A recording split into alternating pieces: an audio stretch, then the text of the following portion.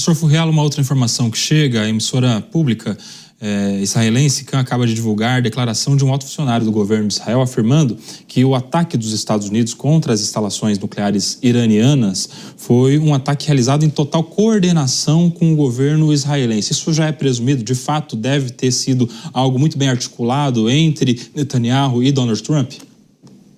Sem dúvida, porque o risco que nós teríamos aqui era de atropelar uma decisão israelense.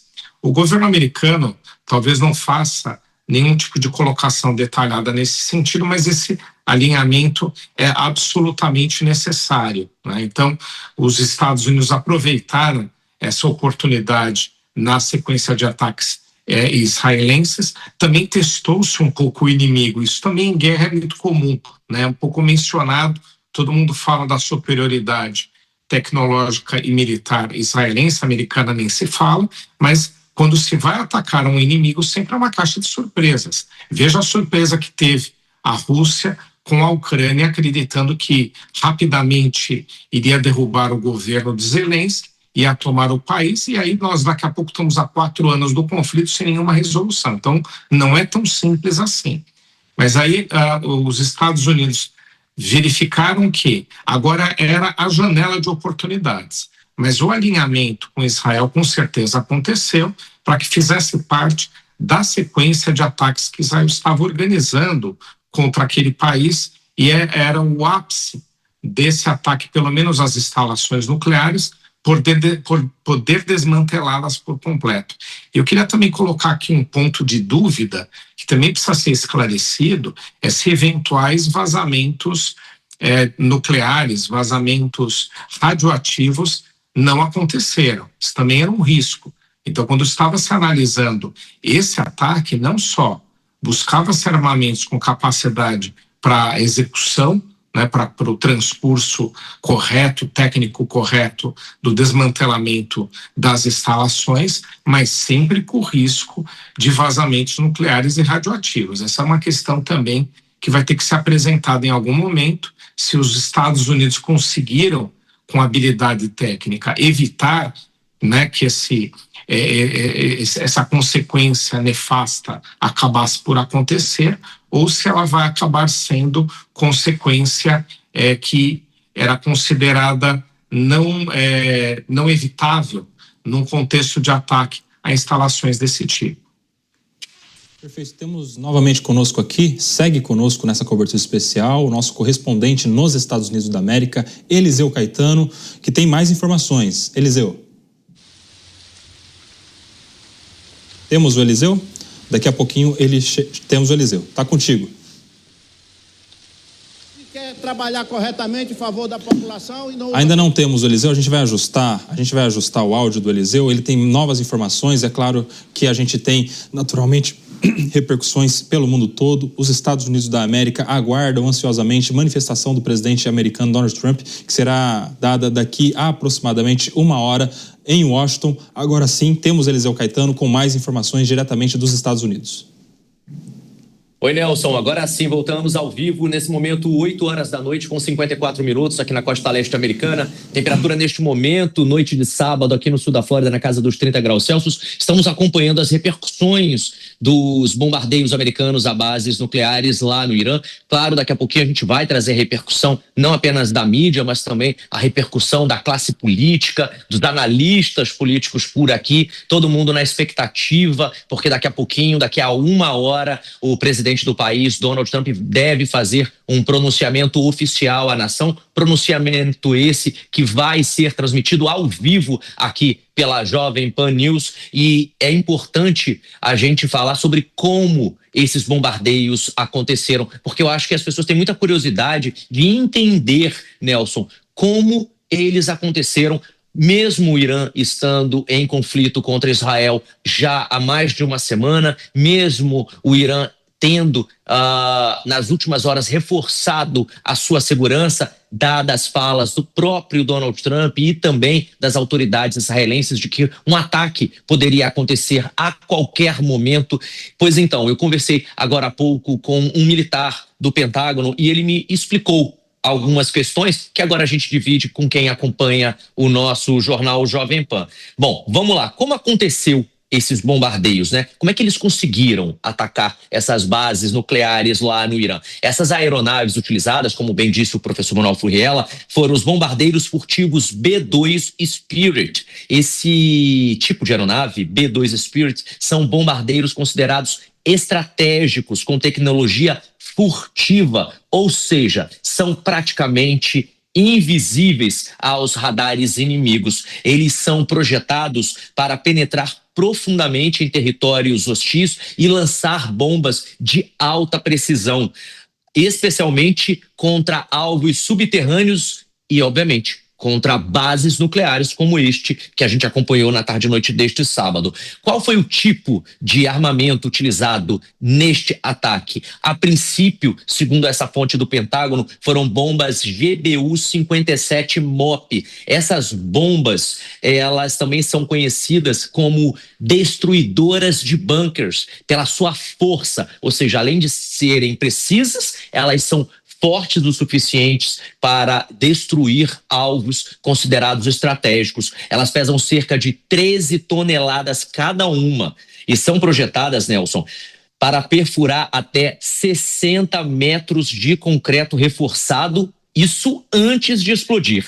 Essas bombas são consideradas pelos militares como ideais para destruir instalações nucleares subterrâneas, como a de Fordham, que fica a cerca de 80 metros abaixo da terra. Embora os Estados Unidos ainda não tenham confirmado a localização exata de onde os bombardeiros partiram, a operação seguiu um padrão típico, de acordo com essa fonte do Pentágono. Os B-2 provavelmente decolaram de Guam ou de Diego Garcia, bases estratégicas dos Estados Unidos no Oceano Pacífico e também no Oceano Índico. Eles foram acompanhados por aviões-tanques KC-135 ou por aviões-tanque KC-46, que realizam abastecimento ou reabastecimento em pleno voo, permitindo, portanto, que os B-2 chegassem até o Irã sem precisar pousar. Em coordenação com Israel, os Estados Unidos teriam escolhido rotas aéreas por corredores abertos ou desprotegidos após a destruição prévia de sistemas antiaéreos iranianos por Israel.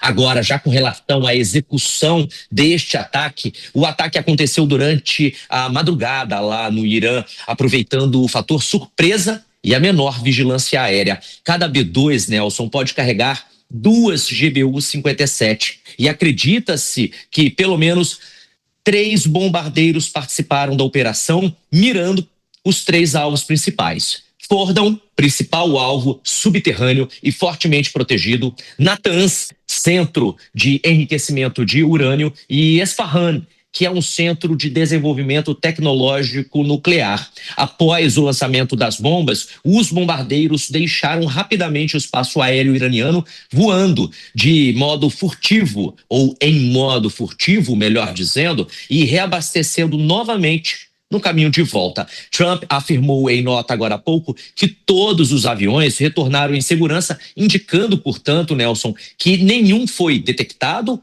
ou abatido durante a missão. Agora, por que isso foi possível? Essa fonte da Jovem Pan lá no Pentágono disse que o sucesso da missão foi facilitado por 3 fatores principais. Cooperação com Israel, sem isso não seria possível, já que Israel havia desativado vários sistemas de defesa aérea iranianos nos dias anteriores. Tecnologia furtiva dos B-2, que é essa tecnologia que reduz drasticamente a chance de detecção por qualquer radar. E, obviamente, uma inteligência precisa, provavelmente compartilhada entre Estados Unidos, Israel e parceiros regionais. Agora vamos à atualização de minuto, às 10 horas da noite pelo horário de Brasília, 9 horas da noite, portanto, pelo horário aqui da costa leste americana. Atualização segundo a mídia americana, Nelson. Fordham foi parcialmente destruída, segundo análise iniciais por satélite e sensores de radiação, viu? A capacidade de enriquecimento do Irã teria sido severamente, duramente afetada. O governo iraniano ainda não revelou até este momento a extensão dos danos, mas ameaçou retaliar diretamente os Estados Unidos e não apenas Israel, caso algo do tipo acontecesse ao longo das últimas horas. E agora há pouco, a equipe de jornalismo da Jovem Pan News no Brasil recebeu uma nota das Forças de Defesa de Israel que traz informações importantes sobre alterações nas instruções do comando de frente interna do país, ou seja, no comando militar de Israel. E eu vou ler essa nota que acaba de chegar aqui às minhas mãos, porque de acordo com a nota oficial, com a aprovação do ministro da Defesa de Israel, o Israel Katz, e após uma avaliação da situação, foi determinado pelo governo israelense que a partir de hoje, portanto domingo Israel, 4 horas da manhã pelo horário local, vão ser feitas alterações imediatas nas instruções do comando de frente interna. E como parte dessas mudanças, foi decidido alterar todas as áreas do país de atividade parcial e limitada para atividade essencial. As instruções, de acordo com essa nota, incluem proibição de atividades educacionais, aglomerações e locais de trabalho, exceto em setores essenciais. Em outras palavras, Israel entra neste momento em estágio de alerta, em estado de atenção máximo. Seus moradores devem permanecer a partir de agora, 4 horas da manhã pelo horário local, em bunkers, salvo conduto apenas para quem trabalha em serviços essenciais, como, por exemplo, bombeiros, médicos, enfermeiros, pessoas que trabalham no serviço militar, por exemplo. Toda a população civil deve, nesse momento, buscar abrigo, buscar refúgio. O público, ainda de acordo com essa nota oficial da IDF, deve seguir as instruções que são publicadas nos canais oficiais do chamado Comando da Frente Interna. E essas instruções completas são, obviamente, atualizadas praticamente minuto a minuto no Portal Nacional de Emergência e também através do aplicativo do Comando da Frente Interna. Este que é um aplicativo que todo mundo que mora em Israel tem, e todo mundo que vai a Israel deveria ter, pelo menos essa é a orientação das autoridades, porque através desse aplicativo o governo de Israel fala com seus moradores e obviamente fala com quem está lá sobre aquilo que está acontecendo, sobre assuntos de interesse como esse assunto. E daqui a pouquinho, Nelson, às 10 horas da noite pelo horário local dos Estados Unidos, 11 horas da noite pelo horário de Brasília, a gente vai acompanhar aqui na programação da Jovem Pan News o presidente dos Estados Unidos, Donald Trump, em um pronunciamento à nação. Há uma expectativa muito grande nesse momento sobre o que Donald Trump vai falar, sobretudo se os Estados Unidos vão ou não vão entrar em uma frente de guerra com Israel contra o Irã. Como o professor Manuel Furriela disse ainda há pouco, existe uma corrente muito positiva aqui nesse momento de que os Estados Unidos não declarem guerra neste momento e de que o Irã aproveite essa janela de oportunidade criada depois desse ataque para negociar um acordo de paz com Israel e também para negociar um acordo sobre esse enriquecimento de urânio que é feito lá, pelo menos assim é confirmado pelo Serviço de Inteligência dos Estados Unidos. Ou seja, seriam 2 frentes de negociações importantes para o Irã fazer exatamente agora nessa janela. E os analistas por aqui já dizem que esse bombardeio foi exatamente esse local que Donald Trump queria fazer, queria chegar, queria realizar, dentro daquele ultimato que ele deu de 2 semanas. Ou seja, ele fez uma aposta com o governo iraniano. A gente ainda não sabe se o governo iraniano vai dobrar essa aposta, mas existe, de acordo pelo menos com os setores mais positivos aqui dos Estados Unidos, de que de fato haja uma conversa diplomática e que um acordo de paz possa acontecer entre Israel e Irã. Vale lembrar que Israel ataca o Irã não apenas pela questão das armas nucleares, que obviamente foram os motivadores mais fortes, mais importantes, mas também pelo fato de que a inteligência israelense, de que a inteligência americana havia descoberto de que o Irã poderia repassar todo o procedimento de enriquecimento de urânio, de como produzir bombas nucleares para organizações terroristas, como, por exemplo, o Hezbollah, que é parceiro deles. A gente segue daqui, Nelson, acompanhando tudo, passo a passo, minuto a minuto, daquilo que está acontecendo aqui nos Estados Unidos, das manifestações políticas também, porque vai acontecer daqui a pouquinho, como eu disse, esse pronunciamento oficial à nação. E agora, há cerca de 2 minutos, Israel foi avisado pelo governo dos Estados Unidos que pode ser atacado a qualquer momento. Essa informação é divulgada neste momento pela rede de TV norte-americana ABC, que garante que o governo americano avisou Israel para se proteger, mais do que já vem se protegendo, obviamente, nos últimos dias, porque uma nova série de ataques pode acontecer a qualquer momento a partir de agora. Talvez por isso, e muito por isso, com toda certeza, o professor Manuel Furriela depois pode adentrar de maneira mais profunda nesse assunto, né, mais explicada nesse assunto, esmiuçar melhor isso. Talvez, muito provavelmente por isso, o governo israelense emitiu essa nota pedindo para que os moradores e os visitantes que estão em território israelense se refugiem em bunkers e evitem a rua, ou seja, há um estado de alerta nesse momento lá em Israel.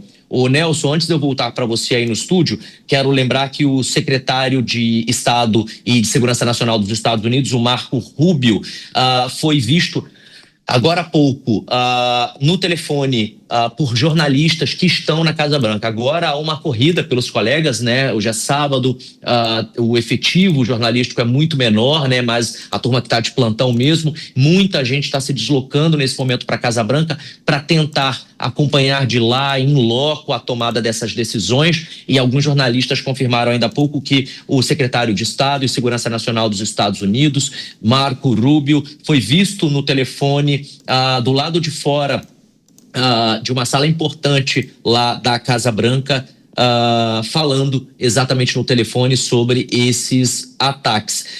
Segundo esses jornalistas, momentos antes, incluindo nessa conversa o Sebastian Gorka, que é chefe da comunicação do James Blair, também foi visto do lado de fora, também foi visto conversando com o Marco Rubio sobre isso. Ou seja, já há nesse momento não apenas uma corrida dos jornalistas para a Casa Branca para acompanhar esse pronunciamento oficial da nação, para acompanhar em loco a tomada de decisão, como eu disse, ou as tomadas de decisões no plural. A gente não sabe ainda ao certo o que vai acontecer, mas também já há uma corrida política, né? Tanto de assessores quanto de deputados, senadores e, obviamente, os advisors que vão nesse momento até a Casa Branca para tentar entender, né, em que pé está essa situação, em que pé está esse conflito, se de fato ainda é um conflito,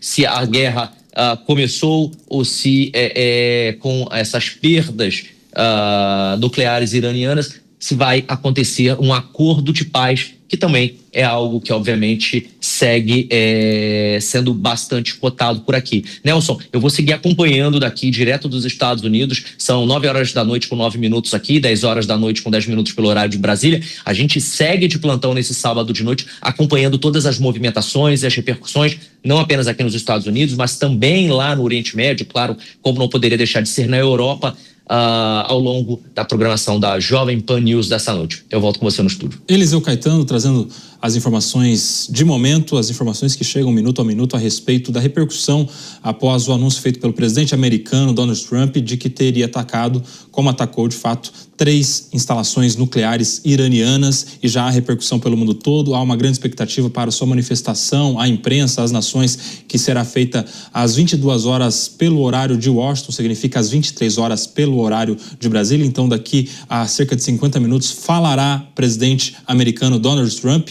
E eu quero falar com o professor Furriela sobre a notícia trazida justamente pelo Eliseu, este anúncio feito pela defesa de Israel aos seus moradores, ao seu povo, mudando a classificação do sistema de alerta interno, professor Furriela, para uma situação em que só serão admitidos os serviços essenciais. Estou falando de proibição de atividades educacionais, de aglomerações, suspensão do funcionamento de locais de trabalho. Essa essa mudança feita nesta madrugada, já valendo em Israel para o seu povo, e essa informação somada a também notícia dada pela ABC, imprensa americana, de que o presidente americano Donald Trump teria avisado o líder israelense de que poderão sofrer um ataque a qualquer momento, de que o Irã poderá retaliar, atacar fortemente Israel nas próximas horas, nos próximos dias, e há essa grande expectativa também de alerta em relação ao que pode fazer o Irã depois de ter sido atacado pelos Estados Unidos da América. Professor Furriel.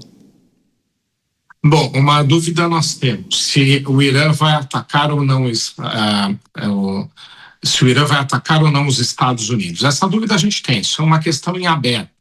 E se vai atacar, como vai atacar? A gente tem algumas alternativas, as bases aéreas americanas na região são alvos mais próximos, porque o território americano não pode ser atingido, o Irã não tem mísseis transcontinentais, né? Ele tem mísseis balísticos até de longo alcance, mas não com esse potencial. Agora, uma dúvida nós não temos, que ele vai intensificar os ataques a Israel. Então, essa dúvida, ela absolutamente não existe.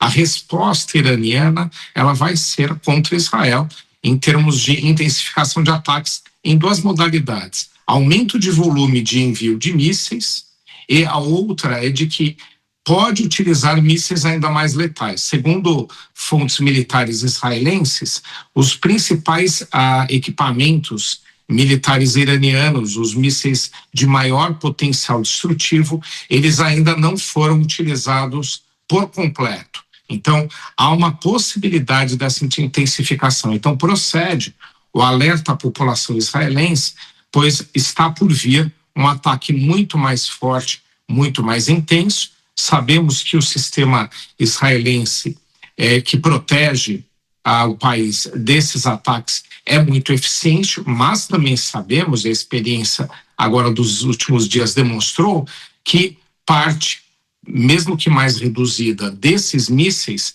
não é repelida, ou seja, ela acaba por entrar dentro do território. Então, se os mísseis vierem mais volume e se eles vierem mais poderosos, os estragos, mesmo com toda a camada de proteção, todo o esquema eficiente que Israel tem, vai causar muito mais estragos. Também lembrando que Israel tem um sistema de bunkers públicos na maior parte das cidades de proteção aos seus cidadãos, e que muitos cidadãos têm os seus próprios bunkers, e que, no mínimo, segundo a legislação mais recente de Israel, a maior parte das cidades exige que as novas construções tenham um ambiente de proteção mínima, um quarto, geralmente de proteção mínima aos seus residentes. Então, tudo isso agora vai ser acionado ao mesmo tempo, porque os ataques vão se intensificar daquele lado. Do lado americano, vamos aguardar. Professor Furriel, uma outra notícia que chega, um funcionário da emissora estatal iraniana, citado pela agência estatal IRNA, afirmou que as instalações nucleares atingidas pelos Estados Unidos não contêm materiais que causem radiação. A declaração foi feita minutos após os ataques dos Estados Unidos às instalações nucleares iranianas. Qual a credibilidade disso e qual a preocupação também em relação a este ponto, aos materiais radioativos que podem estar envolvidos aí nesses ataques dos Estados Unidos às instalações nucleares iranianas? Bom, só se foram efetivamente esvaziadas, o que eu duvido.